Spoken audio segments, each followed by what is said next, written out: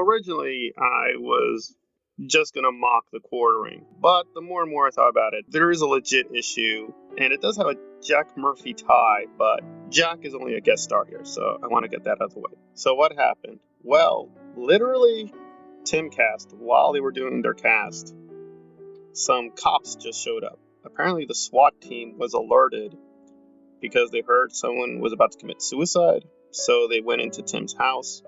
Again, his house is doubling for a studio, and looked around.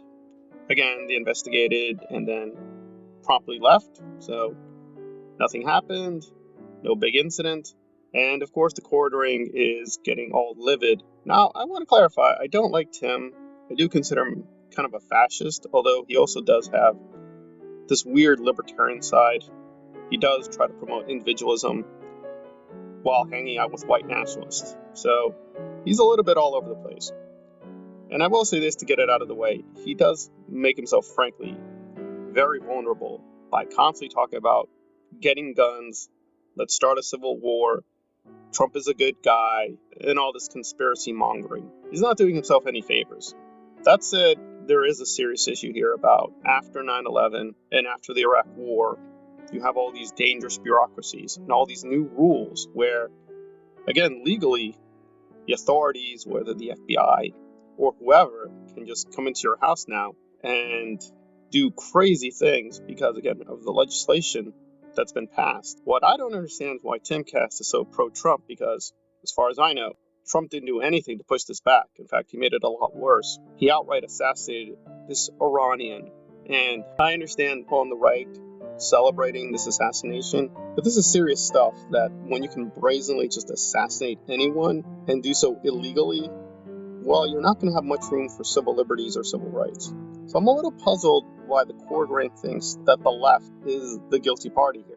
Though to be fair, in the video, he thinks it's more likely some obsessed fan of Tim was behind all this.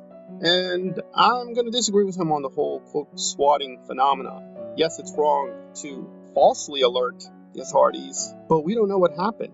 It could be somebody legitimately thought something weird was happening at Tim's house and properly alerted the authorities, right? One of the reasons a lot of these terrorist attacks happen is people don't alert the authorities. So you're kind of stuck. On the one hand, I don't trust the government. I don't trust the government at all. I don't trust Obama. I don't trust Biden. I don't trust Trump. I think pretty consistently I'm siding with Noam Chomsky that overall the state is very dangerous, very hostile, and I think I've been very consistent on that. On the other hand, Timcast is very out there. Now, I'm actually defending Tim because, unlike him, I think the quartering is also a fascist, but he's just in it for the money. He's always posturing. So I really don't care about the quartering's political opinions. To me, he's just a complete idiot. He doesn't know what the hell he's doing. But Timcast does have a political opinion, and constitutionally, and just in terms of political theory, we should promote that and we should defend that. I find his opinions really out there, and I don't support almost 90% of his positions, but 10% of the time he actually does say some interesting, rational things. So I think censoring him is not the way to go. I don't support what Nerdrotic is doing, trying to normalize him and support him and introduce, frankly, this kind of neo-Nazi culture into fan culture, but that's me.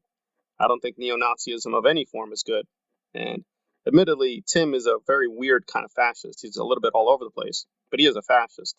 However, he does have a right to free speech. It's a very dangerous time we're living in where we're criminalizing speech, and what should be considered normal political actions are now becoming more and more criminalized.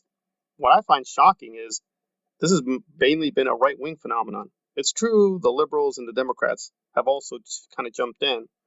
They have at least kind of constrained some aspects of this bureaucracy, whether it's Department of Homeland or these other things. But yeah, they're fine with giving the state more power. So I agree with them. The Democrats can't be trusted. But again, the way they're approaching this, I think, is very counterproductive and making things a lot worse. That said, this is disturbing. And as much as I don't like Timcast, this is really very, very scary stuff. So I agree, this is very alarming. But I don't agree that, quote, the swatting phenomenon is the real problem. I think the real problem here is constraining the state. And as far as I know, the quartering is not very serious about that. Tim, on the other hand, I do think is open to at least constraining parts of this really awful system. So there we are. So as much as I don't like him in terms of partisan politics, I'm not on his side. I think this was very, very problematic and very iffy. Again, nothing bad happened, but I'm not naive. Clearly, they're monitoring him, and they're probably going to try to invade his house again. So I don't know. It's all very suspicious. So I do agree. This is very alarming. And again, as much as you don't like a person's political opinions, they do have a right to privacy and they do have a right to free speech. And there we are.